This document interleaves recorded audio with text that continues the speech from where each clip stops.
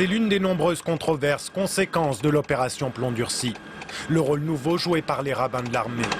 Voilà le genre de tract récupéré par l'association Breaking the Silence auprès de soldats engagés à Gaza.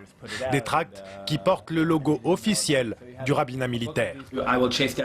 Je vais retrouver notre ennemi et je ne reviendrai pas tant qu'il ne sera pas détruit. Michael Mankin, ancien soldat et qui surveille de près les moindres faits et gestes de l'armée, n'avait jamais vu de tels discours. Si les militaires donnent aux rabbins de l'armée autant d'espace et d'importance, c'est parce qu'il y a une proportion de plus en plus importante de religieux messianiques parmi les soldats. Et ils ont besoin ou ont envie d'entendre ce genre de soutien. Le rabbin Moshe Agerlau nous fait la visite de sa yeshiva. Ce colonel de réserve fait partie des fondateurs de la colonie de Beit Yatir, à l'extrémité sud de la Cisjordanie. Son école religieuse n'est pas tout à fait comme les autres. Il s'agit en fait d'une mérinote, un institut pré-militaire chargé de préparer les jeunes religieux à faire leur service. On était ensemble dans le kibbutz, enfermés dans les communautés religieuses. Et maintenant, on est partout, dans toutes les unités, dans toutes les villes. C'est ça le but des mérinotes.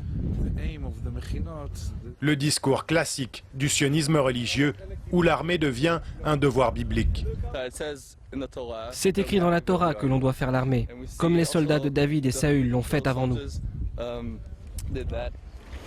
Rentrer dans l'armée pour ces jeunes religieux, cela veut dire également répondre à des ordres contraires à leurs convictions, comme par exemple évacuer des colonies juives. On en a parlé plusieurs fois entre nous. Mais je ne sais pas. Je ne sais pas comment je réagirais tant que je ne serais pas confronté à la situation. C'est très difficile, mais normalement, l'armée fait en sorte de ne pas mettre les soldats religieux devant ce dilemme. La moitié des sous-officiers dans l'infanterie seraient aujourd'hui des religieux, un nombre qui ne cesse de grandir. Mais pour le rabbin Agerlau, c'est l'esprit de l'armée qui devrait être plus religieux. On doit protéger cette terre avec les meilleurs soldats. Et la meilleure façon d'être un bon soldat, c'est d'être connecté à notre passé, à nos croyances, à nos parents et à notre terre.